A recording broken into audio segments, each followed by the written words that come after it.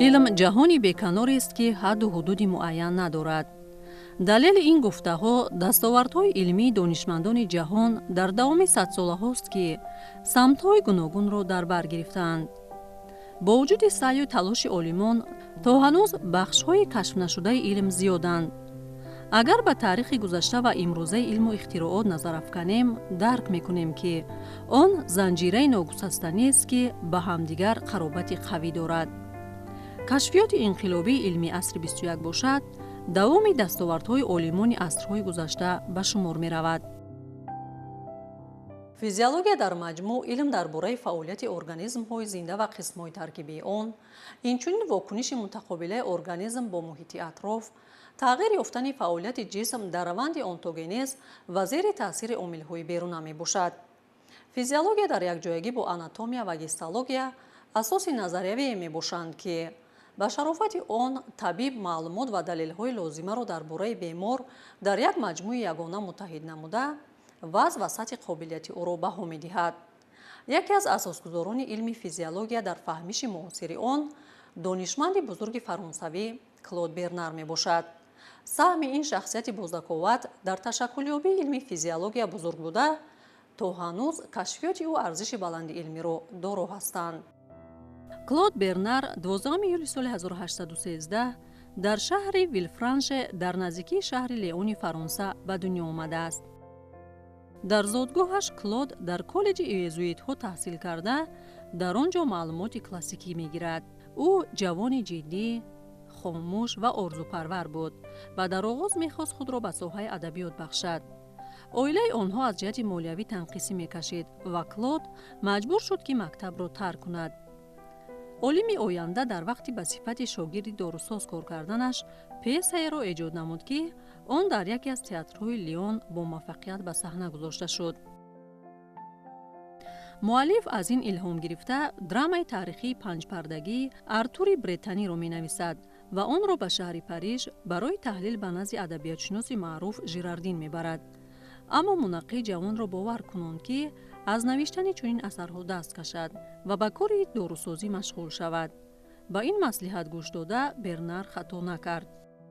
سال 1834 کلود به مکتب عالی طبی پاریژ داخل شده، در آنجا شاگرد عضو اکادمی ملی طب، اکادمی علم‌های پاریژ و نایب پرزیدنت آن فیزیولوژ بزرگ فرانسوی فرانسوا ماژاندی گردید. فرانسوا ماژاندی 6 اکتبر سال 1783 تولد شده است. وی تحقیقات بهترین خود را در آزمایشگاه خصوصی انجام داده است.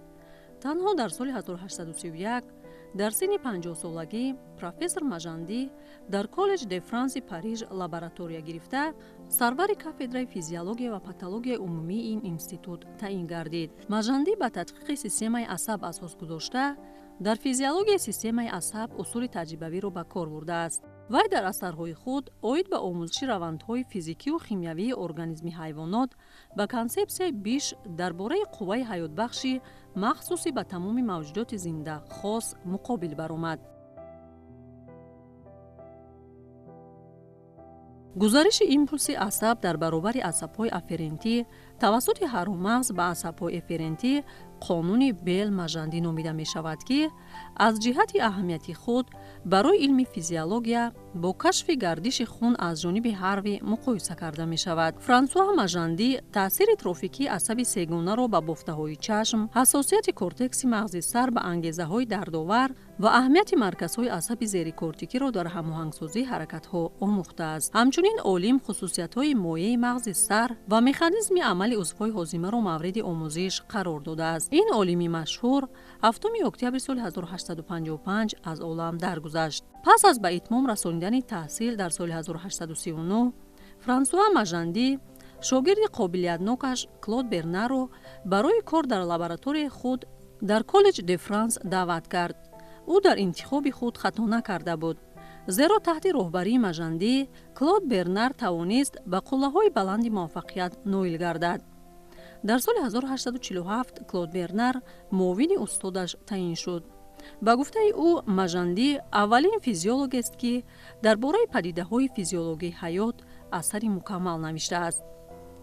ин китоб ки дар назди худ вазифаи омӯхтани ҳодисаҳои физикию химиявии узвҳо ва бофтаҳои алоҳидаро гузошта, бо таъсири Лаплас ки Мажанди бо ӯ шахсан шинос буд, навишта шудааст, ҳамчун ҳуҷҷат аҳамияти хоси таърихӣ дошта, ба муқобили ақидаҳои бичад ки боварӣ дошт принсипи ҳаёт дар тамоми бофтаҳо пароканда ҷойгир мебошад, нигаронида шудааст.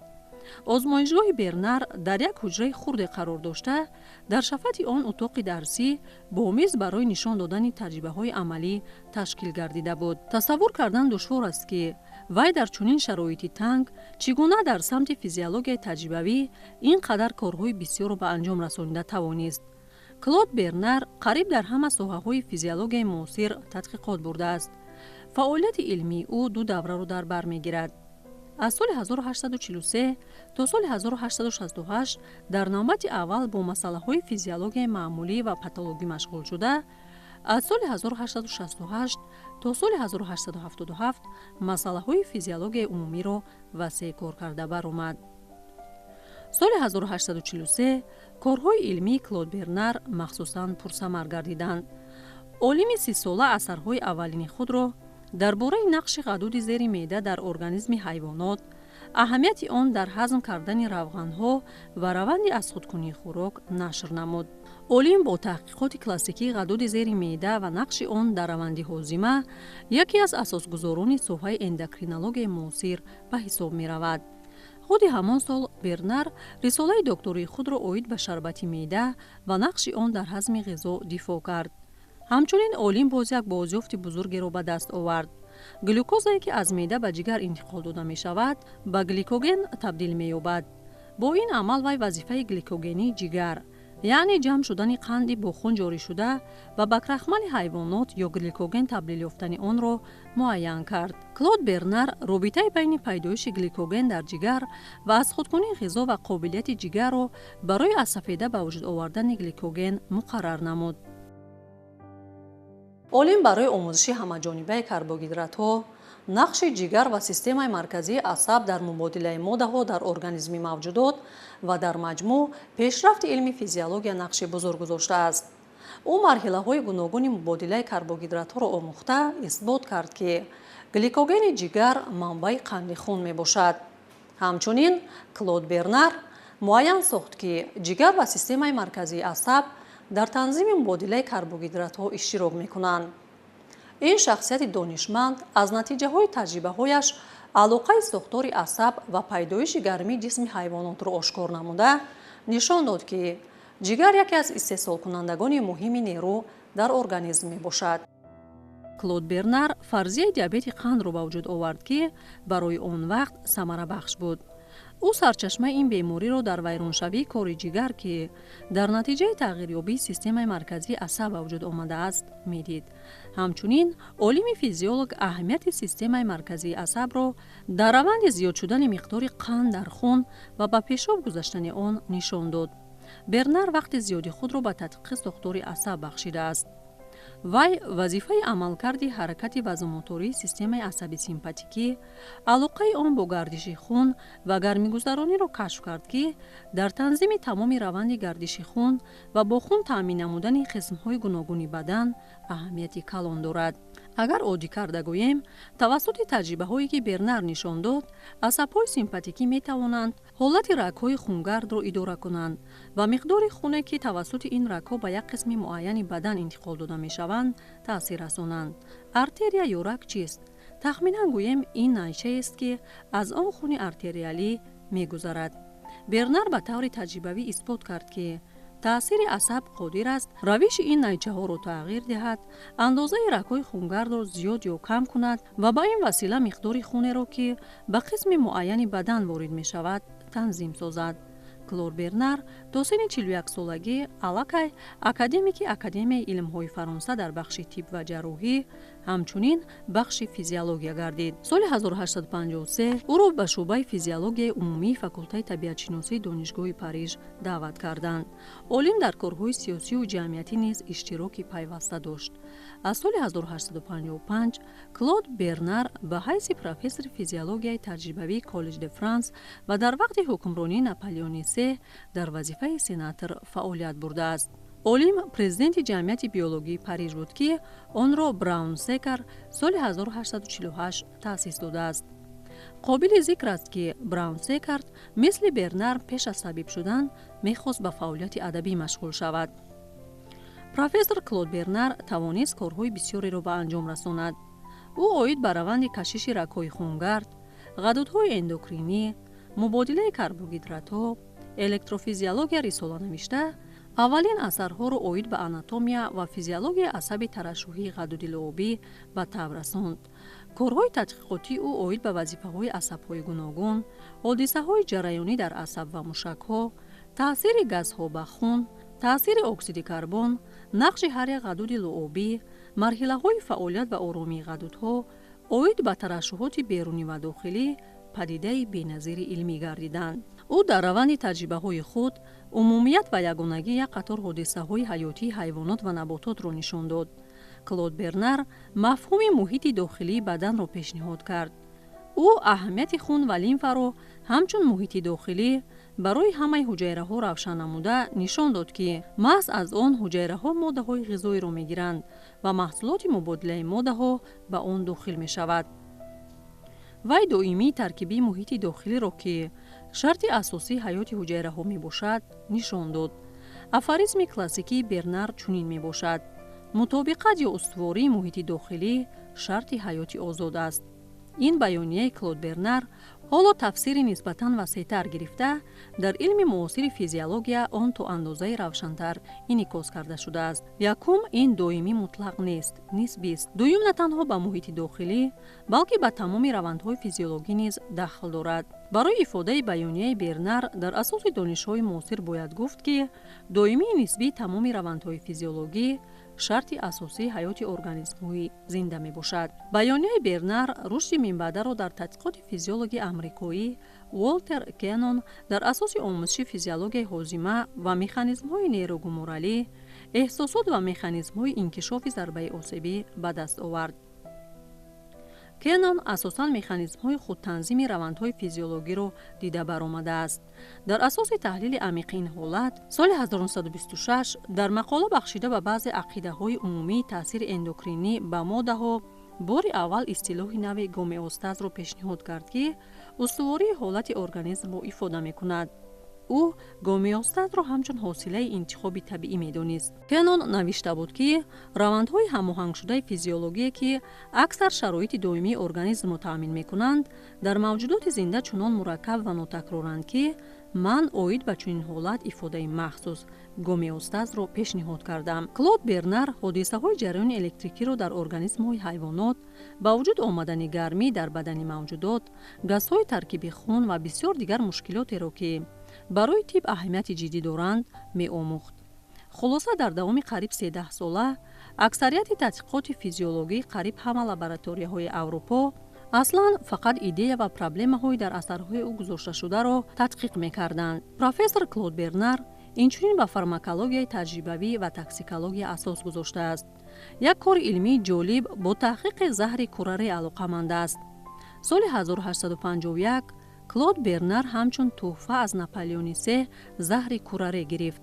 вай бо олими олмонӣ Кёликер таҷриба гузаронидан, то муайян кунанд, ки заҳри кураре ба мушакҳо ва асабҳо чӣ тавр таъсир мерасонад.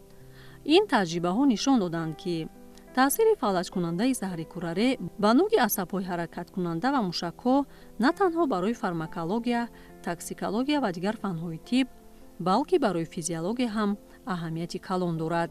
дар асри 19 яке аз проблемаҳои асосии физиология ҳалли механизми аз нахи асаб ба мушакҳо гузаштани ангезиш буд. аксари тадқиқотчиён андеша доштанд, ки гузариши ҳаяҷон аз нахи асаб ба мушак як раванди физикӣ аст, ки ҳамчун падидаи электрикӣ ҷараён мегирад. бо вуҷуди ин, омӯзиши таъсири кураре ба бадан дар ин бора шубҳаҳоро ба вуҷуд овард. кураре заҳри пурқуввати растанӣ аст, ки аз он ҳиндуҳо барои заҳролуд кардани нӯги тирҳои худ истифода мекарданд. кураре бархилофи дигар моддаҳо ба асабҳо ва мушакҳо таъсири хеле нодир дошт. заҳр нахи асаб ё бофтаи мушакҳоро заҳролуд намекард, балки нӯги мотории мушакҳои скелетро фалаҷ мекард. ҳангоми ба хун ворид кардани кураре, фалаҷи нисбатан суст инкишофёбандаи мушакҳои ҳаракаткунанда, аз ҷумла мушакҳои нафаскашӣ ва қафаси сина ба амал меояд. ҷараёни нафаскашӣ вайрон мешавад, асфиксия пайдо гардида ҳайвон мемирад. ин таҷриба моликияти физиологии классикӣ гардида, доимо дар машғулиятҳои амалии физиология ба донишҷӯён нишон дода мешавад. таҷрибаҳо бо ин заҳр олимонро водор намуд фарзияеро пешниҳод кунанд, ки дар байни мушакҳо ва нуги асаб фосила мавҷуд аст. фосилае ки дар он тахминан моддаи муайяне вуҷуд дорад, ки ба таъсири заҳри кураре ҳассос мебошад. ин мавзеи тамоси нахҳои асаб бо ҳамдигар ё нуги асаб бо мушакро синапс меномиданд. маҳз ба шарофати мавҷудияти синапс ва моддаи дар он ҷойгир шуда, фаҳмидан мумкин буд, ки кураре чӣ тавр боиси фавт мешавад. бо ворид шудан ба бадан, заҳр синапсро аз қобилияти интиқоли импулси асаб ба мушак маҳрум мекунад ва импулс, ки дар баробари асаб мегузарад ва ба охири он мерасад, наметавонад аз холигӣ ба вуҷуд омада, яъне холигии синаптикӣ ҷаҳида гузарад. ин раванд тавзеҳ медиҳад, ки чаро мушакҳо ғайрифаъол мегарданд. Клод Бернар то дидани кашфи моддаи гипотетикии синапс, ки ӯ пешгӯӣ карда буд, зиндагӣ накард. дар соли 1921 Отто Люи далели мавҷудияти миёнарави кимиёвиро дар интиқоли импулсҳо аз нуги асаб ба мушакҳо пешниҳод намуд. пас аз 8 сол ду таҷрибаомӯзи англис Генри Дейл ва Дадли ин моддаро аз таркиби испурҷи асб ҷудо карда, формулаи кимиёвии онро муайян намуданд ва онро асетилхолин номиданд. барои ин тадқиқот Леви ва Дейл дар соли 1936 ҷоизаи Нобелро сазовор гардиданд. Иван Михайлович Сеченов, физиологи рус, тасмим гирифт, ки таҷрибаҳои Бернарро такрор кунад ва дар он хатогиеро ошкор кард. Сеченов ба таги пӯсти қурбоқа ба миқдори маълум сианиди сулфури калий ворид намуд. таҷриба дар ҳамон шароите, ки олими фаронсавӣ дошт, гузаронида шуд. таъсири заҳр тибқи мушоҳидаҳои Сеченов дар он зоҳир шуд, ки қурбоқа ҳассосияти пӯсти худро гум карда, ба ҳаракати таҷрибаомӯзон ҷавоб намедод. аммо вақте олим хост пои хамидаи қурбоқаро рост кунад, обхоки пояшро ба зери шикамаш кашид. ҳамин тавр фарзияи беҳассосии пӯст ҳангоми нигоҳ доштани қобилияти ҳаракати мушакҳои қурбоқа муқаррар карда шуд. барои Бернар баръакс буд. пӯст ҳассос ва мушакҳо фалаҷ буданд. таҷрибаҳо даҳҳо маротиба такрор карда шуданд ва онҳо як хел натиҷа доданд. хатогии Бернар аён буд. профессор Функ, ки дар он вақт Сеченов дар лабораторияш кор мекард, таҷрибаҳои худро санҷида ба эътимоднокии онҳо боварӣ ҳосил кард. барои муайян кардани ҳақиқати илмӣ, Сеченов маҷбур шуд, ки сарфи назар аз салоҳияти бузурги Бернар, дар маҷаллаи махсуси илмӣ дар ин масъала мақола нависад. ин аввалин мақолаи илмии Сеченов буд, ки ба тадқиқоти таҷрибавӣ асос ёфтааст. он соли 1858 дар бойгони Плюфгер ба забони олмонӣ пайдо шудааст. вале бо ин мавзӯи заҳри кураре тамом намешавад. кураре дар тӯли даҳсолаҳо ҳамчун маводи фалаҷкунандаи классикӣ истифода шудааст. он одатан ба хун ворид карда мешавад. аммо соли 1890 дар мақолаи Тиле хабар дода шуда буд, ки агар сутунмуҳра бо маҳлули кураре молида шавад, майна фалаҷ намегардад, балки ба ҳаяҷон меояд. ин реаксияи ғайриоддии бадан диққати физиологи итолиёвӣ Паганоро ба худ ҷалб кард. вай нишон дод, ки ба мағзча ворид кардани 0,1 мг маҳлули 15% он боиси вокунишҳои муайяни ҳаракатӣ мегардад. баъдтар олим Штерн дар бораи аниқ кардани механизми амали ғайриоддии кураре ба мағзча машғул шуд. дар баробари ин вай муайян кард, ки кураре танҳо дар сурати ворид шудан ба мағзчаи майнаи сар ба бадан таъсири ҳаяҷоновар дорад. агар ин заҳр танҳо ба мағзча ворид карда шавад, пас реаксияи ҳаракатӣ гарчанде инкишоф меёбад, хеле заифтар мешавад. дар асоси ин таҷрибаҳо хулосаи умумӣ баровардан мумкин буд, ки дар байни вокунишҳои организм ба кураре вобаста ба усули истеъмол фарқияти қатъӣ мавҷуд аст. инқилоби ҳақиқӣ дар соҳаи тиб дар соли 1864 бо нашри китоби машҳури Клод Бернар муқаддима ба тиби таҷрибавӣ буд. нақши олим дар инкишофи физиологияи таҷрибавӣ ҳамчун илме, ки пешбинӣ ва амал карда метавонад, хеле калон аст. ӯ яке аз аввалинҳо шуда дар физиология усули таҷрибавии тадқиқотро ҷорӣ намуд. ба андешаи Бернар, таҷриба бояд дар бахши физиология инқилобро ба вуҷуд орад. изҳороти Клод Бернар оид ба як қатор масъалаҳои муҳимтарини физиология ва патология, яъне дар бораи нақши таҷриба дар тиб, оид ба роҳандозӣ ва танқиди таҷрибаҳо, дар бораи алоқаи мушоҳида ва таҷриба, дар бораи нақши гипотеза дар тадқиқот оид ба таҷрибаҳои номуваффақ, дар бораи алоқаи клиника ва физиология ва морфология ва ғайраҳо то имрӯз таваҷҷӯҳи олимонро ба худ ҷалб менамоянд.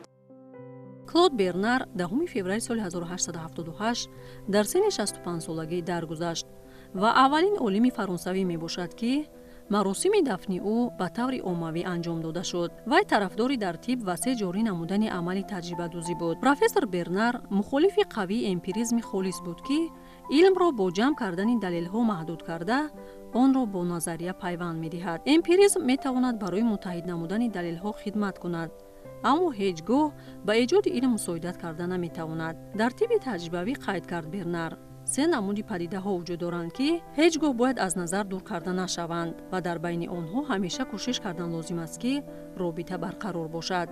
Инҳо падидаҳои физиологӣ, патологӣ ва табобатӣ мебошанд. ин идеяи Клод Бернар то имрӯз арзиши худро нигоҳ дошта, дар корҳои илмии олимони зиёде инкишоф ёфтааст.